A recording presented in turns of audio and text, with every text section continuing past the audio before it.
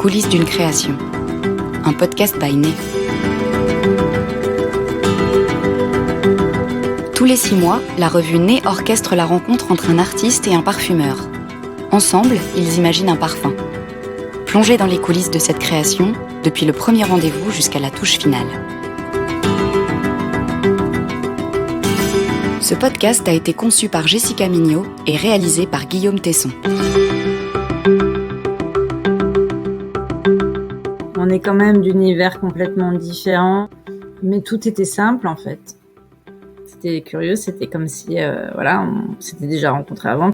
Donc c'était assez émouvant et touchant et je pense que ça restera vraiment gravé. C'est une expérience que j'ai vraiment appréciée.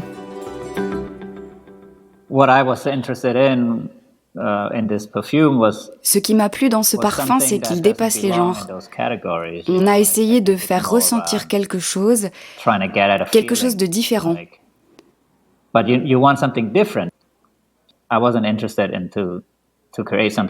Je ne voulais pas qu'on puisse se dire c'est un parfum pour homme ou un parfum pour femme. C'est bien plus qu'un parfum. C'est une évocation. On n'a jamais conçu quelque chose comme ça au Cambodge. Décembre 2021. Crise sanitaire oblige, la première rencontre entre Violaine Kola, parfumeur chez Man, et Sopea Pik, artiste cambodgien, a eu lieu par écran interposé. Elle n'est jamais allée au Cambodge, lui ne se parfume pas. Pourtant, chacun écoute l'autre exposer son univers de travail et sa manière de composer. Les deux créateurs se découvrent, les matières brutes utilisées par le plasticien sont au cœur des échanges. So that's really interesting to me what you just said, and also that you use ingredients. Tu dis que tu utilises des ingrédients assez simples et courants et que tu leur donnes ta propre personnalité, ta propre voix. J'adore cette idée. I'm an artist and I use very simple material. En tant qu'artiste, je travaille des matières premières très basiques. J'utilise ce qu'il y a de moins cher, des choses tellement évidentes que les gens doivent se demander pourquoi je ne vais pas chercher plus loin.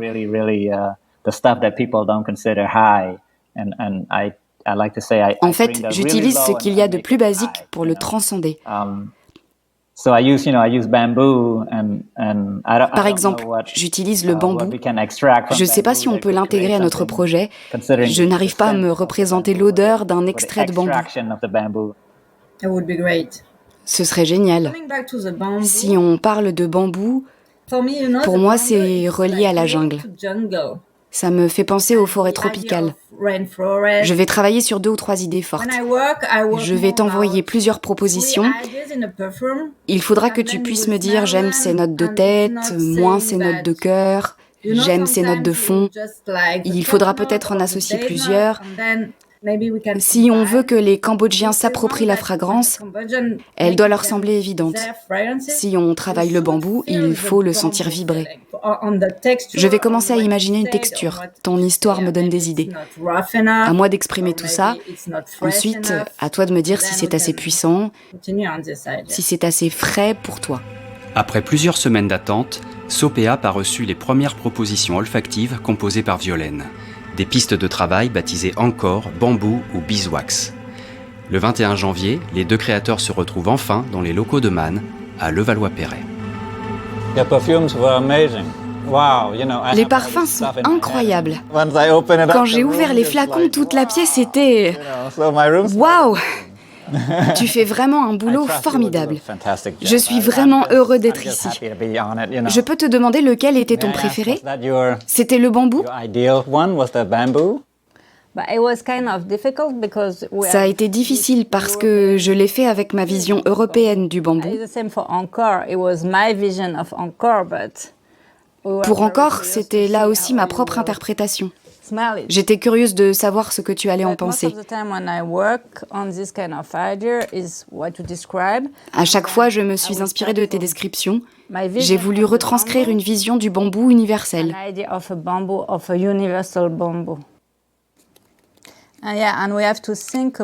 J'ai besoin de savoir si tu veux un parfum qui se rapproche de ton travail ou qui évoque plus directement le Cambodge. C'est celui-ci le bambou? Il est magnifique. C'est l'effet du bambou fraîchement coupé. Je pourrais le porter. Mais au fond, je me demande ce que penseraient mes amis. Je n'ai pas l'habitude des parfums pour hommes car je n'en porte pas.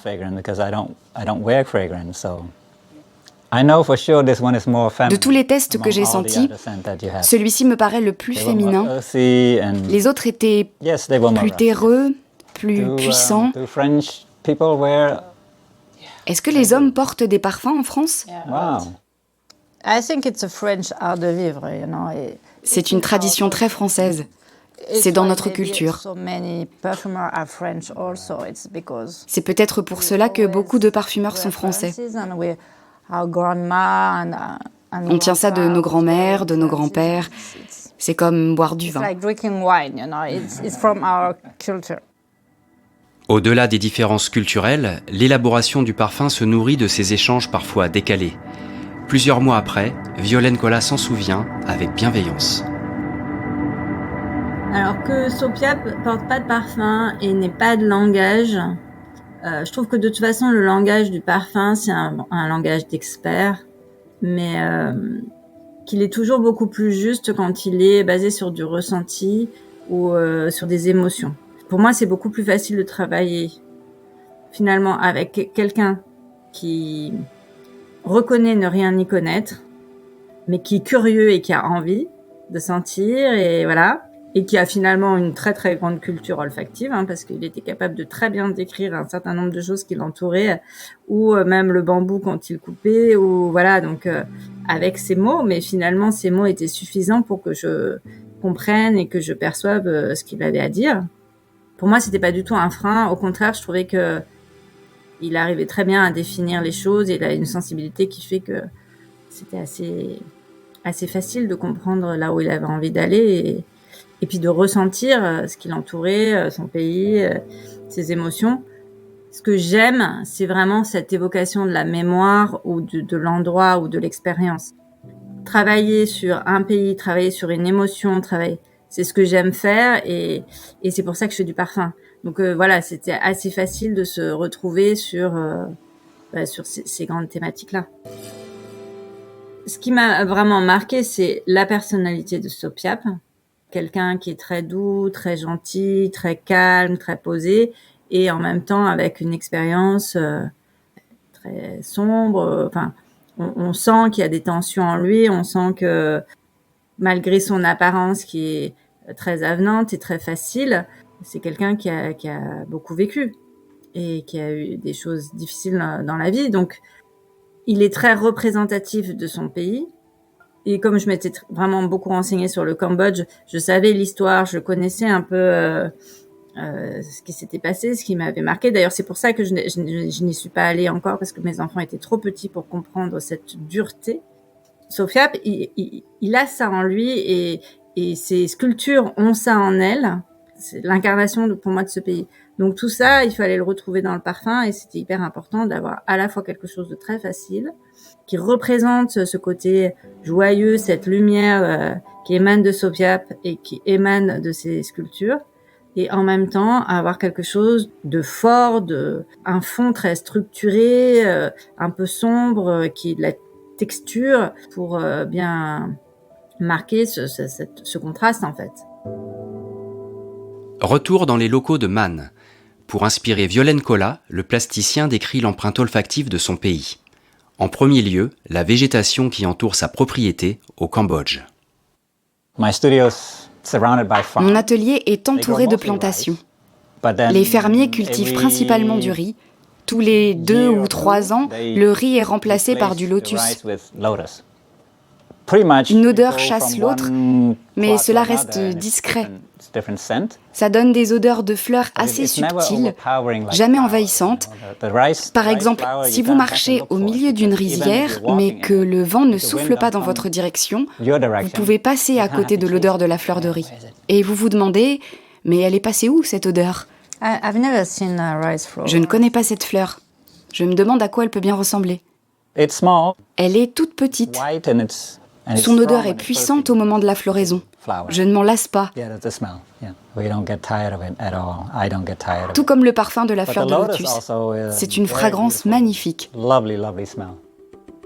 Place aux épices. Après la cardamome, que Sopea Peak connaît bien, l'échange se poursuit autour du poivre, une matière première chère à Violaine Cola. Je peux te faire sentir des poivres qu'on utilise pour leur facette agrumes. J'ai oublié de rapporter du poivre du Cambodge. C'est l'un des poivres les plus recherchés au monde. La variété Kampot est cultivée dans le sud du pays. Il est très fort. Une fois que tu as commencé à l'utiliser, tu ne peux plus t'en passer. Le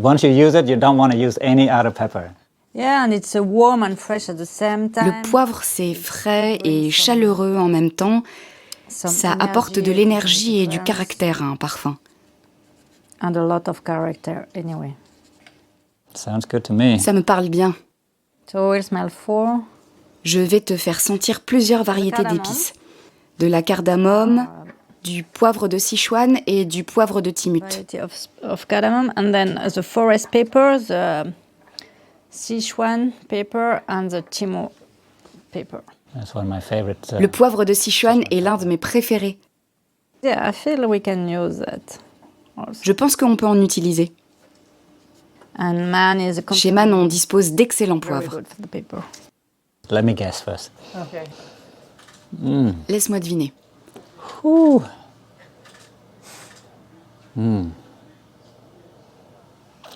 Ah, wow. So you say there's Donc tu dis qu'il y a du Sichuan parmi ceux-là? Let me guess which one. Laisse-moi deviner. Whatever this one is. Oh là là. Quelle que soit la variété, celui-ci me renverse. What is this one? C'est lequel? Timut pepper. I love this one. Du poivre de Timut. Je l'adore. Ça me fait penser à du pamplemousse avec le côté amer. This one is so strange. Celui-ci est si étrange. C'est lequel? This is the Sichuan. Okay. Ah, le Sichuan. Très intéressant. Yeah, it's not like grass or leaf. It's more like. Ça ressemble un peu à la feuille d'un citronnier. Ou plutôt d'un manguier. Oh, right. Yes, oh, exact. Je connais très bien cette odeur. Il y a beaucoup de manguiers dans mon jardin. We have a lot of mango in my garden. And I don't really eat it. I'm not really a big. Je suis pas forcément un grand fan de ce fruit, mais j'aime bien les mangues vertes avec du sel et du piment. And salt and chili pepper. I love the smell of mango. J'adore l'odeur de la mangue. But yes, this is like mango flower also. Le Sichuan me fait penser à la fleur du manguier au soleil. Mango flower have a certain smell to it. I'm so curious, when you have so many different Quand tu as autant d'ingrédients, comment tu fais pour te décider? Combien de parfums tu peux créer? When we work, we look at different trends. Je me fie à plusieurs critères. La partie esthétique dépend directement du parfumeur. On peut choisir d'overdoser un ingrédient pour qu'il soit reconnaissable. And then we smell with benchmark. Il y a aussi la partie benchmark. Et puis, à un moment, il faut choisir. Mais pour être franche, on hésite souvent. But life is always about choice, so you have to think about. La vie est faite de décisions à prendre. How do you introduce a new perfume? Mais comment tu fais pour lancer un nouveau parfum? Le seul que je connaisse, c'est Chanel numéro 5 que j'ai offert à ma femme et qui ne le porte pas. How do a perfume get to be that iconic? Comment un parfum peut devenir une icône? I think it's more and more difficult to get iconic. C'est devenu compliqué de créer des icônes. The people, they just want. Je crois que les consommateurs veulent des parfums faciles et confortables à porter. Smelling good. Dans le projet sur lequel on travaille tous les deux en ce moment, l'idée n'est pas de plaire au plus grand nombre, mais de trouver la bonne idée. I would imagine if we have an exhibition of the perfume, je m'interroge encore sur ce qui peut se passer si le parfum intègre une exposition comme c'est prévu. Vous savez, les Cambodgiens sont très conservateurs sur les genres masculins et féminins. If it's good to have something that is more masculine, something that's maybe perhaps a bit more feminine. Je me demande si le parfum doit être plutôt masculin ou féminin. There is subtlety in here. Mon préféré, c'est celui qui évoque le bambou, mais avec un côté salé. There's a balance of things. Il a un côté très équilibré. If I were to buy one and pick one to take home with me, Le bambou et Jungle 58. 58. I want to smell this one on the skin. 58. Je veux l'essayer sur peau, ce 58. Tu veux réessayer celui qui sent la forêt? Let me try one more time. For me, this one is like, it's something very singular. Pour moi, il est très fort, peut-être plus proche de ton travail, plus sombre. This is very dark for me. It needs a darkness. I come from a dark place. Mon pays a connu des heures sombres, donc en effet, il faut davantage de noirceur. Oh, yes, it come to life when you put on the skin. Quand on le porte sur la peau, le parfum devient vivant. Après cette longue discussion, une piste se dégage. Associer la fragrance très verte et lumineuse de Bamboo & Jungle aux notes plus sombres et épicées d'Encore. Suite à la conversation qu'on avait eue, qui était assez riche, il y avait plusieurs thématiques qui en ressortaient. Il y avait forcément la thématique du bambou et de l'odeur du bambou et de la sculpture, et d'arriver à recréer cette odeur de bambou sans tomber dans quelque chose d'insipide, d'avoir quelque chose avec du caractère et arriver à recréer cette impression que Sopiap a quand il coupe le bambou. L'autre chose, c'était d'arriver à créer une idée autour du Cambodge, avec Angkor, avec la jungle, avec ce côté très luxuriant et qui pouvait être très sombre. Après, il y avait tout le côté du travail autour des épices, parce que ça fait vraiment partie de la vie des Cambodgiens et de Sopiap en particulier, qui était capable de nous décrire toutes les épices qu'il pouvait utiliser en cuisine. Et puis, son appétence pour le poivre Sichuan. Donc, comme Man a un poivre Sichuan, c'était hyper intéressant de pouvoir travailler autour de cette matière première, qui est très, très particulière, qui a à la fois ce côté épicé et ce côté vert, un peu feuille de manguier, un peu exotique, mais qui est très très différent finalement de ce que Sopiap a pu goûter depuis son enfance, parce que l'odeur est très différente du goût que ça peut avoir. Ce qui fait que cette idée-là a été assez vite abandonnée. Et après, c'était intéressant de reprendre les éléments de chaque type de note, de voir. Parce que Sopiap, il aimait tout concrètement. C'était difficile pour lui de savoir où aller, ce qui est normal, puisque c'est pas son métier. Et de se dire, j'aime plutôt ça que ça. On sentait que c'était très difficile pour lui. Mais voilà, c'était de reprendre par rapport à ce qu'il sentait. Voilà, quand ça lui évoquait le bambou, de reprendre ce côté du bambou qu'il a l'habitude de travailler.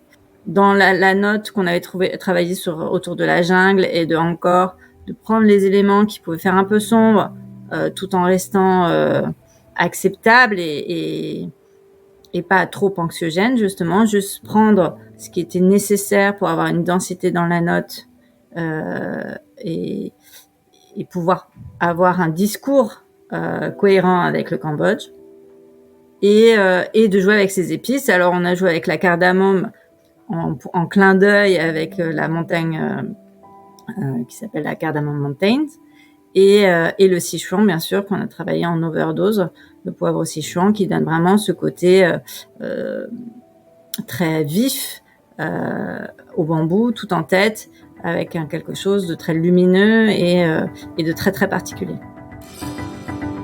Mais la collaboration n'est pas terminée. En effet, pour sa prochaine exposition à Phnom Penh, Sopiap Peak doit s'initier au travail d'un nouveau matériau pour lui, le verre. Direction Marseille, où se trouve le CIRVA, le Centre international de recherche sur le verre et les arts plastiques. Violaine et Sopiap s'y sont donné rendez-vous. Et de manière inattendue, cette journée va donner une nouvelle facette à leur projet de parfum. Ces couleurs, cette vie qu'il y a dans le verre, qui est à la fois incandescent et en même temps, tu vois, qui peut être passé du rouge au jaune au vert, enfin tout cet arc-en-ciel de couleurs qui passe, et cette maîtrise de quelque chose qui est voilà dangereux, qui est mouvant, qui a sa propre vie. Je trouvais ça hypnotisant et ça m'évoquait une infinie possibilité de façonner ce verre, de couleurs, je trouvais ça assez impressionnant. Moi, ce qui m'a marqué, c'est vraiment quand tu rentrais dans l'atelier, cette odeur à la fois des fours, ce côté de brûlé, entre guillemets, fumé, mais tu avais presque une dimension, une odeur presque de céréales brûlées, je trouvais quelque chose de très à la fois minéral, mais aussi texturé, presque céréalier. Il fallait amener cette dimension à un moment ou à un autre de notre rencontre dans la verrerie, et là de trouver cette dimension de brûlé, presque cuiré, presque animal, donc avec le cyste et la vanille, pour avoir quelque chose, pour avoir un parfum qui avait dans toute sa structure cette impression de cette rencontre à ce moment-là dans la verrerie. Ces odeurs de combustion vont servir d'inspiration finale. Oubliez les facettes aquatiques. Pour davantage de densité, Violaine Colas va utiliser une variété de patchouli propre à Man, ainsi que du lapsang souchong, du bouleau et un accord papyrus. L'essai numéro 105 offre un contraste entre des notes vertes et un fond de sous-bois humide. On y devine un parallèle avec certaines œuvres du plasticien, comme Forest Light, un tissage de bambou, de rotin et de fils métalliques créé en 2015. Après plusieurs mois d'échanges fructueux et de mise au point, l'œuvre olfactive composée à 4 mains, In the Arboretum, a enfin rejoint l'exposition Mode et Parfum organisée par l'Institut français à Phnom Penh de juin à septembre 2022.